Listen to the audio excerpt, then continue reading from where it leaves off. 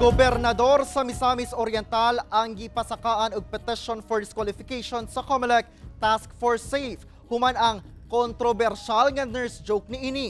Ang detalye sa report ni James Paulo Yap.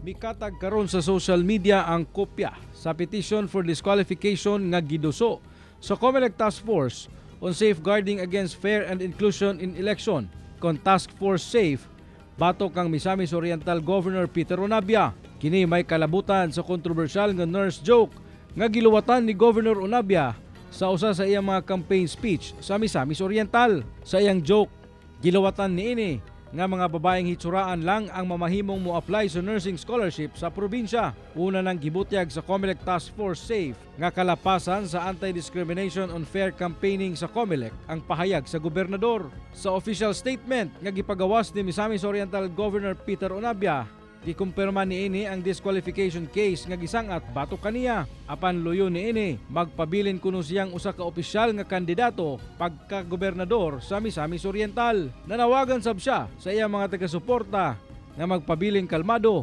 tungod kabahin kini sa demokrasya sa Pilipinas. Gisuwayan pa sa GMA Regional TV1 Mindanao nga makuha ang kabahin ni Governor Onabia apan wala pa kini tubag. Ako si James Paulo Yap, 1 Mindanao.